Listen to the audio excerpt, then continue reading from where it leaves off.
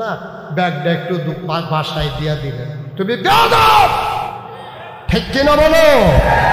তুমি সাংঘাতিক বেয়াদব। তুমি ইমামকে দিয়া বাজারের ব্যাগ পাঠাও, তোমার কত বড় কলিজা, দুঃসাহস। তুমি হচ্ছে মসজিদের সভাপতি, বাড়ি হচ্ছে তুমি মসজিদের খাদেম, ঠিক কিনা বলো? আমাদের দেশে এই কাজ করে নাকি করে না? এই কাজ করবেন না, ইমামকে স্বাধীনতা দিয়ে দেবেন। বলবেন যে হুজুর আমার দিকে তাকাই আপনি কোনো কথা বলবেন না, যেটা কোরআন সুন্নাহয় আছে আপনি অবলীলায় বলে যাবেন আমি আপনাকে শেল্টার দেওয়ার জন্য আছি, আমি আপনার চাকরি খাওয়ার জন্য নাই, ঠিক কিনা কর? এই কথাগুলো সব সভাপতি বলা দরকার মসজিদের ইমামকে। আজকে এটা বলতে পারে না বলেই ইমামের চাকরি চলে যায়, সেই দিন শেষ, হিসাব মিলানোর পালা, ঠিক কিনা কর? অনেক একচেটিয়া খেলছ, এখন খেলা হবে সমানে সমান, ঠিক কিনা বলো? একচেটিয়া খেলা অনেক হয়েছে, এই একচেটিয়া খেলার দিন আর নাই। কথায় কথায় ইমামের চাকরি নাই, কথায় কথায় বোনাস বন্ধ। এই মসজিদ তোমার বাবার না, ইমাম কারো গোলাম না, ইমাম আল্লাহর বাদশা, ঠিক কিনা বলো?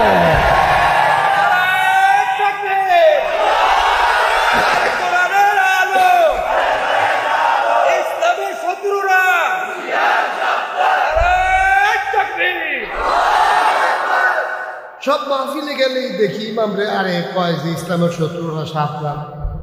আরে এমনি তো সাবধান, আরো সাবধান করে দিয়া চাকরি করে দিচ্ছে, কারবার বড়াই দিচ্ছে। হ্যাঁ এমনি কত সাবধানে কাজ করে, কেমনে ফ্যাস লাগান লাগবে? হ্যাঁ কি আপনার মতো আমার মতো ফ্যাস লাগায় নাকি? খুব সাবধানেই ফ্যাস লাগায়, ঠিক কিনা ক?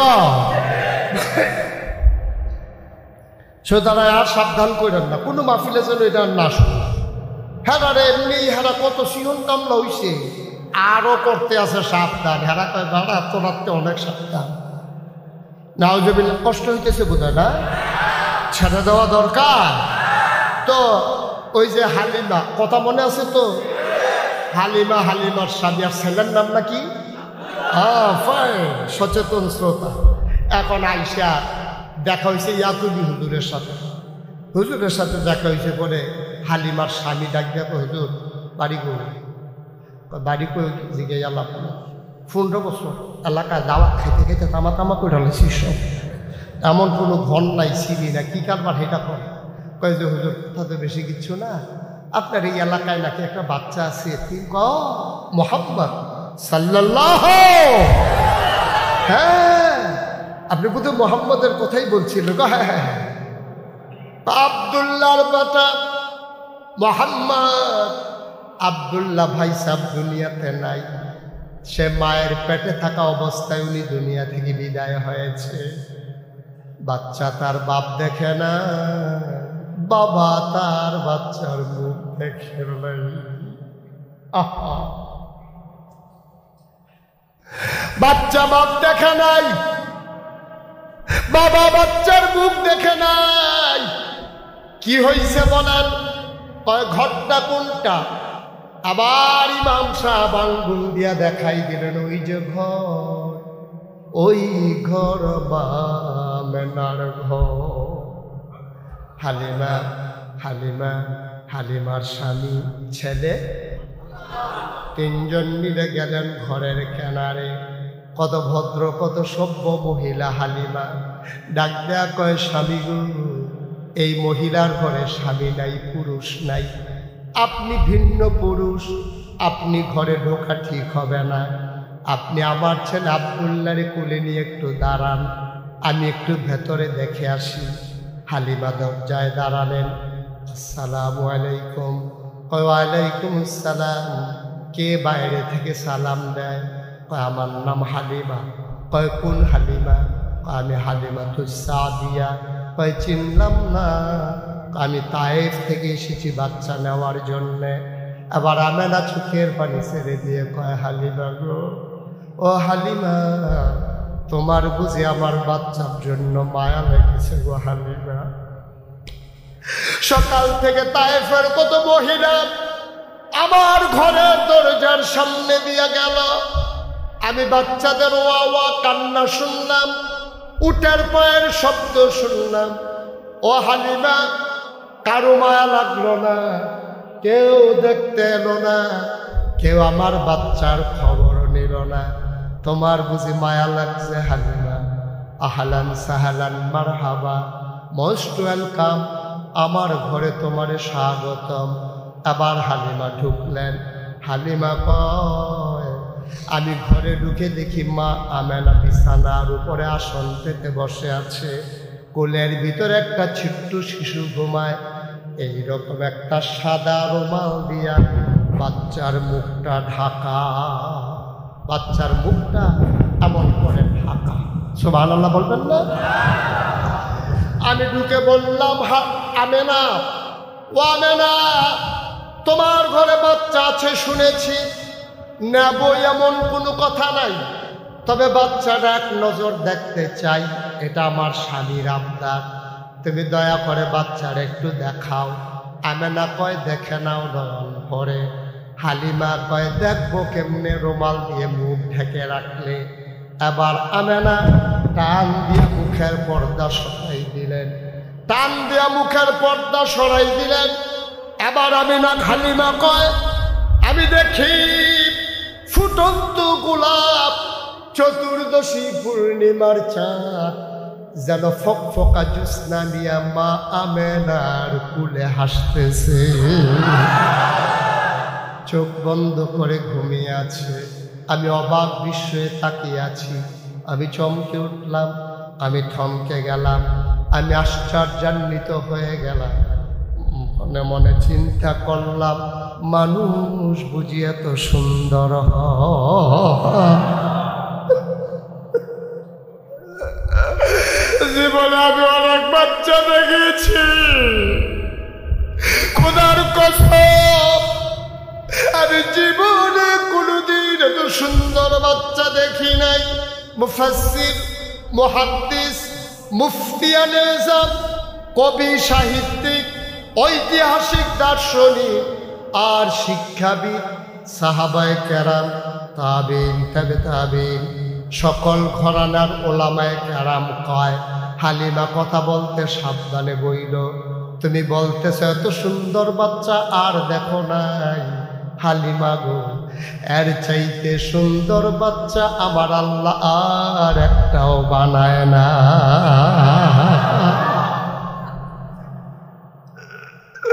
তুমি এর চাইতে সুন্দর বাচ্চা দেখবো কেমনে? আল্লাহ এর চাইতে সুন্দর করে আর কাউকে বানায় নাই। হালিমা লাফ দিয়া ঘরের বাইরে গেলেন, ডাক দিয়া কয়, স্বামী, এই বাচ্চার মা টাকা পারলে দেবে, না পারলে নাই, বাচ্চা ফেলে কিন্তু আমি যাব না।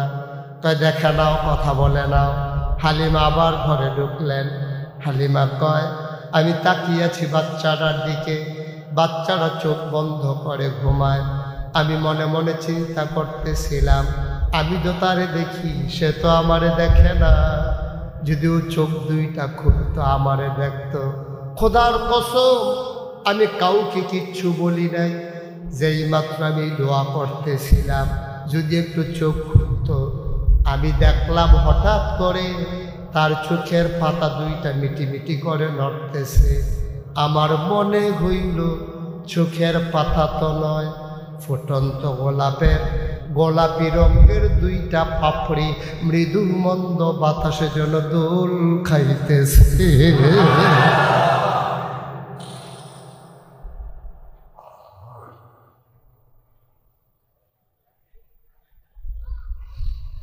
আমি তাকিয়ে আছি, ও আমার দিকে তাকিয়ে আছে। চার চোখের মিলন হয়ে গেল। আমিও পলক ফেলি না, ও পলক ফেলে না। মনে হলো যেন জনম জনমের পরিচয়।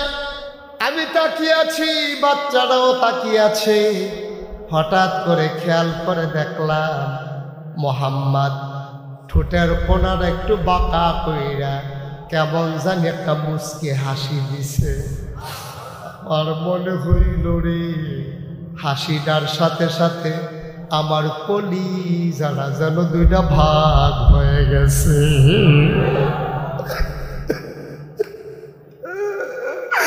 আমি চিৎকার চিৎকার করে বললাম, স্বামী, ও স্বামী, আপনি অনুমতি দেন, এই বাচ্চা ফলাইয়া গেলে আমি বাঁচব না, আমি হালিমা মরে যাব। সে আমার কলিজা দুইটা ভাগ করে ফেলছে। এটা কেমন বাচ্চা, কি তার চাহনি, কি সুন্দর তার চোখ, কি সুন্দর তার বুক, কেমন তার জোড়া ভ্রু, কেমন তার নাক, কেমন তার ঠোঁট, কেমন তার মৃদু হাসি। সুবহানাল্লাহ কয় না? সব শেষ হয়ে গেছে, উলট পালট হয়ে গেছে। স্বামী আমার, আপনি অনুমতি দেন। হালিমার স্বামী ডাক দিয়া কয়, মন চাইলে নিয়ে যাও। হালিমা গিয়া কয়, আমেনা, আমেনা গো, পারলে টাকা দিও, না পারলে নাই, দয়া করে বাচ্চাটা কুলে দাও। হালিমা, আমেনা, বাচ্চাটা তাড়াতাড়ি কুলে দাও। আমেনা কয়, আসতে, এই বাচ্চা কিন্তু আজব বাচ্চা, বুঝা শুইনা নিও। কয়, বুঝলাম না, কেমন আজব বাচ্চা? কয়, 10 মাস 10 দিন আমি আমেনার পেটে ছিল বাচ্চা, খোদার কসম বাচ্চা আছে কি নাই 10 মাস 10 দিন আমি বিন্দু পরিমাণে টের পাই না।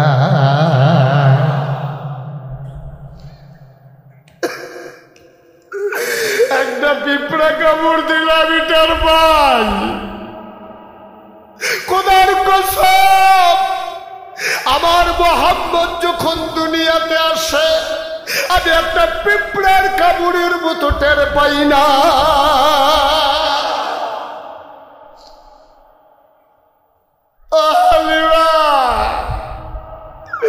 এই বাচ্চারা বড় আজব বাচ্চা, খাইতে দিলে খায় না, দিলে আর কান্না কাটি করে না, ঘুম পাড়াই দিলে নড়ে না। বড় আজব বাচ্চা গো হালিমা, সাবধানে রাইখো। হালিমা কয়, কোন আপত্তি নাই, বাচ্চারা দিয়ে দাও। হালিমা, আরো কথা আছে, এই বাচ্চারা সাংঘাতিক, কোনোদিন খাবারের জন্য কাঁদবে না, তুমি সময় করে খাওয়ানো লাগবে। ঘুম পাড়াই দিলে নড়ে না, আজব ঘটনা গো হালিমা। এই বাচ্চা নিয়ে আমার বড় কষ্ট আছে। খারাপ বানাই, চাঁদের টুকরা আমার সন্তান, আমি কোনোদিন তার একটা কাগজের খেলনাও কিনা দিতে পারি নাই, আমি তারে কিচ্ছু কিনা দিতে পারি নাই। আমার বাচ্চারা জীবনে একটা খেলনাও দেখে নাই। আমার মনে বড় কষ্ট। তারা আব্দুল্লাহ যদি থাকতো, কত সুন্দর খেলনা কিনে আনতো বাচ্চার জন্যে। আমি তো কিচ্ছু পারলাম না, আমি তার অসহায় মা। হালিমা মনে বড় কষ্ট। একদিন হাম্মামে ঢুকেছি, ওয়াশরুমে ঢুকেছি, গোসল করব, গায়ে পানি ঢেলে দিয়েছি। ওরে ঘুম পাড়াই গেছি, ও তো ঘুমাইলে নড়ে না, গায়ে পানি ঢেলে দিয়েছি। হঠাৎ আওয়াজ শুনলাম, কি যেন নড়ে। আমি জানালা ফাঁক করে তাকাইয়া দেখি, যেই মোহাম্মদ কোনোদিন নড়াচড়া করে না, আজকে কেমন যেন সে হাত পা নাড়তেছে, খিলখিল করে হাসতেছে। আমি উপরের দিকে তাকাইয়া দেখি, কি যেন সে ধরতে চায়, কি ধরতে চায়। আমি উপরে তাকাইয়া দেখি, যেই বাচ্চারে আমি মা হইয়া খেলনা কিন্না দিতে পারি নাই, তার মাওলা, তার আল্লাহ তারে খেলনার বাকি রাখে নাই। আমি তাকাইয়া দেখি, আকাশের চাঁদ আর আকাশের তারাগুলা খেলনা বানাইয়া মোহাম্মদ হাতে নাগালে আল্লাহ পাঠাই দিছে।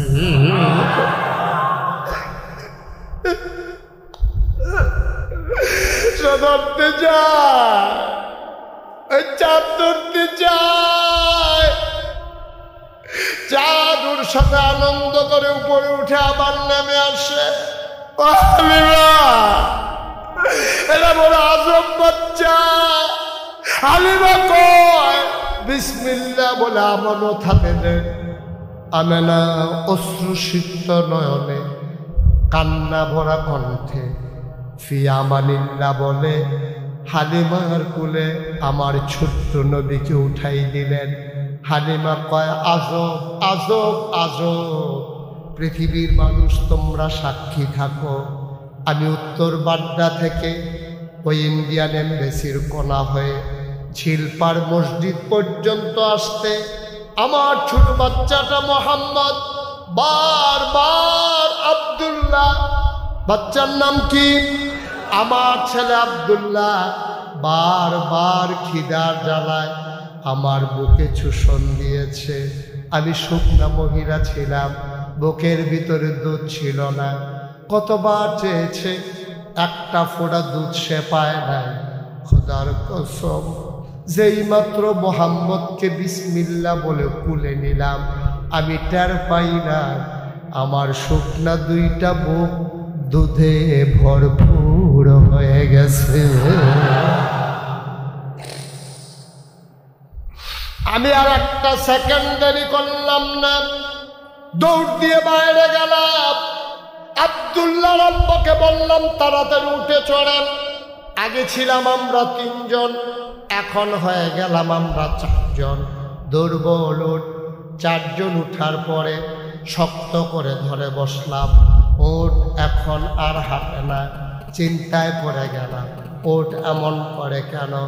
আমরা সবাই টের পাইলাম ওট এখন আর হাঁটে না, ওট এখন ঘোড়ার মতো দৌড়া। দেখা হয়েছিল ইন্ডিয়ান এমবেসির কোনায়।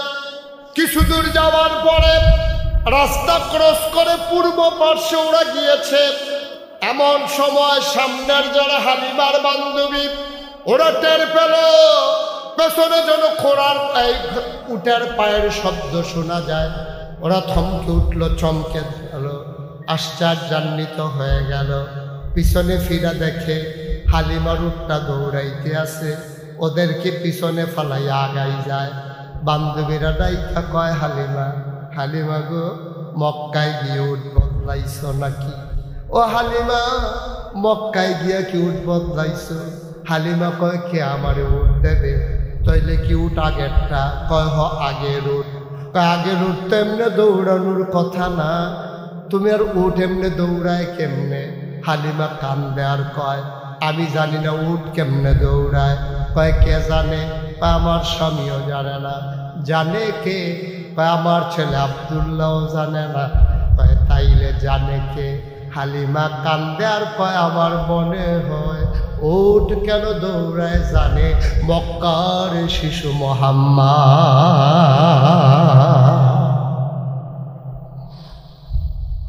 ও ঢাকার মানুষ, ও বাংলাদেশের মানুষ, মুশতাক ফৈজি কোনোদিন তোমাদের কাছে আসে নাই, আর কোনোদিন আসবো কিনা জানি না। মুশতাক ফৈজি যদি কোনোদিন আর না আসে, কোনোদিন যদি তোমাদেরকে না ডাকে, মনে রাখবা আমি এসেছিলাম, মনে রাখবা কথা কয়টা বলে গেলাম। ভাই, কথাগুলা মাইনা মাইনা চইল, একদিন তো মরেই যাবা। মরার পরে মসজিদের মিনারে ঘোষণা আসবে মানুষটা নাই। খাটিয়ায় করে ওই মাঠে নিয়ে তোমার যখন জানাজা হবে, কাফন পরাইয়া তোমারে দাফন করে দেবে মাটির কবরে। এমন একটা জিন্দেগি কইরা কবরে যাইও, সবাই দেখুক মাটির কবর, তুমি যেন কবরে গিয়া দেখো মাটির কবর মাটি নাই, মাটির কবর জান্নাতের টুকরা হয়ে গেছে। আমার একটা জিন্দেগি আমরা চাই নাকি চাই না? চাই। 33 বছর এই বাংলাদেশে, বাংলার বাইরে মুশতাক ফৈজি কথা বলে। 33 বছর মাহফিলে কদম দিলে মাহফিলটার ওজন বুঝি। আজকে ঝিলপাড়ের এই মাহফিলে ওয়াজের শুরুতে আমি টের পেয়েছি, আমার মন সাক্ষী দিয়েছে আজকের মাহফিল আমার আল্লাহ কবুল করে নিয়েছেন। এই কবুল হওয়া মাহফিলটাতে একজন উঠবো না, একজনও যাব না। তুমি মাহফিলের ওজন বুঝো নাই। মাহফিলের ওজন বুঝেছে এলাকায় কবরে যারা ঘুমায়, ওরা বুঝেছে, তুমি বুঝো নাই। এই কবরের স্থানে যারা ঘুমিয়ে আছেন, আজকে কেউ কবরে নাই। সব মাহফিলের চতুর্দিক দিয়ে সে দাঁড়িয়ে গেছে রুহানি হালাত। ফেরেশতারা জিজ্ঞেস করে, কি গো, কবর ফেলে কেন এখানে দাঁড়াইছো? তোমার মা কেঁদে কেঁদে কয়, আমার সন্তান মাহফিলে এসেছে, কুমিল্লা নাগাইশের পীর সাহেব এসেছে, আমার ছেলে নাকি দোয়া করবে, আমার কবরে দাও দাও আগুন,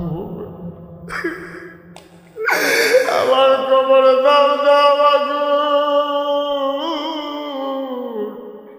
দুনিয়ায় থাকতে শুনেছি সন্তান দোয়া করলে নাকি মা বাবার জন্য দোয়া কবুল।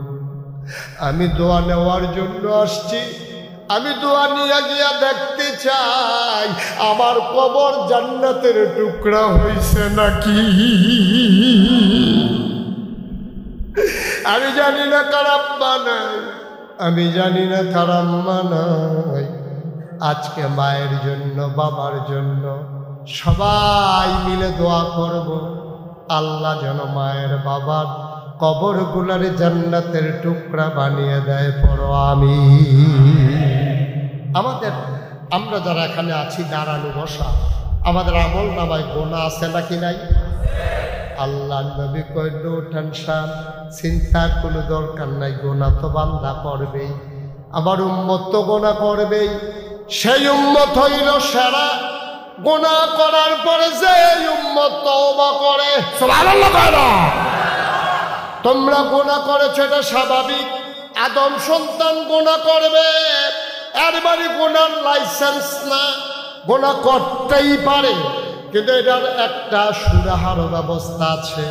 আল্লাহ নবী কয়, পাহাড় পরিমাণ গোনা লইয়া কেউ যদি আল্লাহ বলে একটা ডাক দেয়, মাছির মাথার পরিমাণ এক ফোঁটা চোখের পানি ঘরের পর এই চোখের কোণা থেকে নাকের মাঝ বরাবর যদি ঘুরাইয়া আসে, ওই চোখের পানিটা গাল বাইয়া জমিনে পড়ার আগে আল্লাহ তার পাহাড় পরিমাণ গোনা সেকেন্ডের ভিতরে মাফ করে দেবে।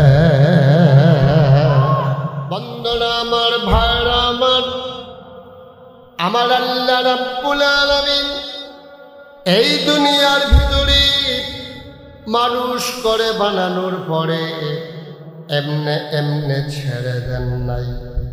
কোন পথে গেলে জান্নাত, কোন পথে গেলে জাহান্নাম, কোন পথে গেলে লাভ আর কোন পথে গেলে লোকসান, কোন পথে ভালো, কোন পথে মন্দ, কোন পথে কল্যাণ, কোন পথে অকল্যাণ, কোন পথে শিরক বিদআত, কোন পথে তাওহীদ রিসালাত, কোন পথে কুফর আর কোন পথে ইসলাম জানানোর জন্য আমার আল্লাহ যুগে যুগে মানুষদের মাঝ থেকে যাচাই করে, বাছাই করে, করুণা করে, দয়া করে, মায়া করে।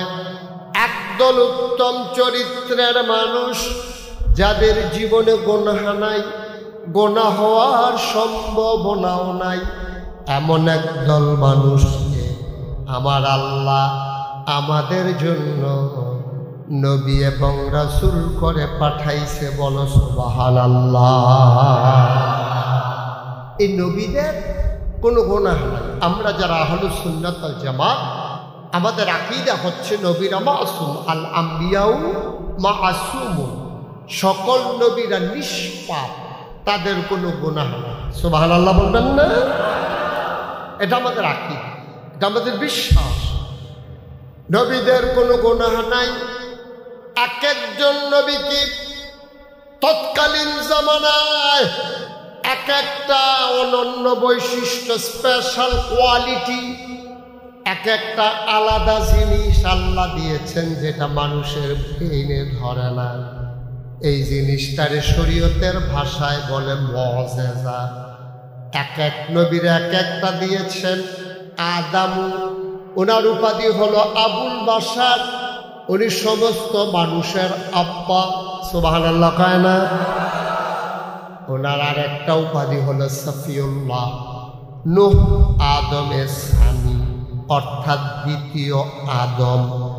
আদমের মাধ্যমে যেমন শুরু হয়েছে পৃথিবী, আবার নূহ আলাইহিস সালামের জমানায় গোটা পৃথিবী মহাপ্লাবনে ভেসে গিয়েছিল।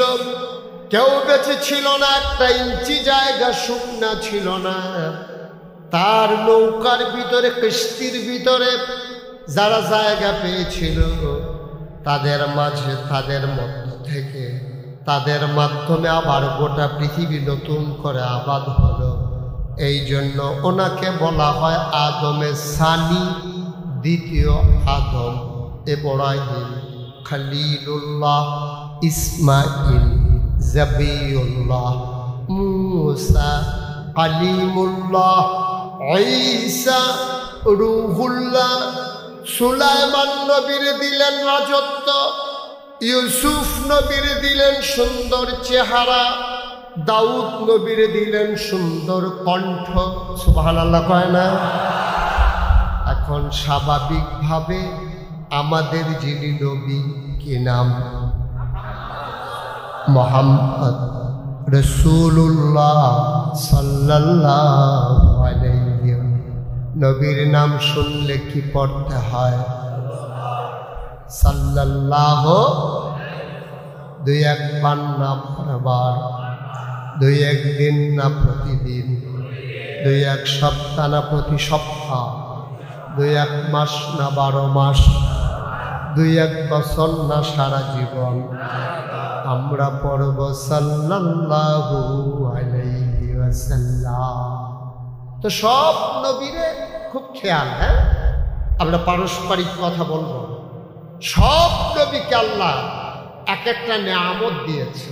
যেই জমানায় যেই জিনিসটার চাহিদা বেশি, এই জমানায় নবীদেরকে এটা দিছেও বেশি। তা এখন আমার নবীরে কি দিল? আপনি আমার নবীর 3টা উপাধি। কয়টা? কথা বলবেন না? কয়টা উপাধি?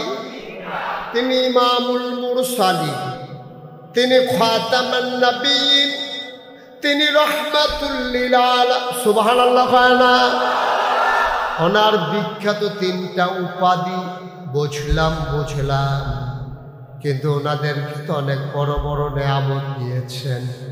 ইউসুফ নবীর সুন্দর করে বানালেন, দাউদ নবীর সুন্দর কণ্ঠ দিলেন, মূসা নবীর দিলেন জালালি মেজাজ, ঈসা নবীর দিলেন জামালি মেজাজ। আমার নবীর স্পেসিফিক কি দিলেন জানার মন চায় নাকি চায় না? আমরা যখন জানতে চাইলাম মাওলা রাব্বে কারীম, আমার নবীর স্পেশাল কোয়ালিটি, অনন্য বৈশিষ্ট্য কি জানিয়ে দাও। আল্লাহ যেন ডেকে ডেকে কয়, তোমরা খুঁজে বের করে নাও। সাহাবিন, তাবেঈন, তাবে তাবেঈন, উম্মাহাতুল মুমিনিন, আইম্মে মুজতাহিদিন, আইম্মে শরীয়ত, আইম্মে তরিকত, সালফে সালিহিন, উলামায়ে মুতাকাদ্দিমিন মুতাআখিরিন, ইমাম সাহেবান, মুফাসসিরিনে কারাম, মুফতিয়ানে আজম, সবাই মিলে কয় 1,24,000 বলো আর 2,24,000 বলো। সকল নবী এবং রাসূল মিলে যা আমার নবীজি আকাইতা। ওনাকে একটু বসাই, একটু বসা নেয় যে ভাইয়া বস। হ্যাঁ, ওনার একটু বসাই দেন, ধৈর্য বসা। অনেকে আছে ধৈর্য বসানো লাগে, উনি বুঝে না এই মাহফিল থেকে যে উঠা যায় না, উনি এটা বুঝে না। উনি মনে করছে অন্য মাহফিলের মতো, এটা উঠাউঠির কোনো সুযোগ নেই। কিছু মনে করেন না। এখানে কুমিল্লার মানুষ কারা কারা একটু হাত উঠান দেখি। আমার ওকে ফাইন, হাত নাম না। ওই আমার বাড়ি কুমিল্লা তো, ওই জন্য জিজ্ঞেস করলাম আর কি। জি, সবাই পড়েন আমিন, জুড়ে কর। ডাইনে বামে কোথাও তাকানোর দরকার নেই। ঘড়ির দিকে তাকানো আজকে নিষেধ। ওয়াজ চলতেই থাকবে, চলতেই থাকবে। আমিও আমিও ঘড়ি তাকাবো না, আপনারাও তাকাবেন না ইনশাআল্লাহ। এমন আছে ফজরের আজানও দিতে পারে। উনি ভয় পাইয়া গেছে, ওইসে কাম। এটা একটা কথার কথা, ভয় পাই না, ছেড়ে দেন। আমিন কম। তবে একটাই শর্ত, উঠাউঠি করা যাবে না। এই যে আওয়াজটা, এখানে কাছেই ঘর আছে না, পানির থেকে এমনি আওয়াজ করতে আছে, একবার চুপ করাই দেয়। একজন ভালো লোক থাকে যার ছেলেরা ভয় পায়, এমন একজনে জানে। হ্যাঁ, কথা বলা যাবে না, কথা বইলা চুপ করানো দরকার, ইশারাই দিতে।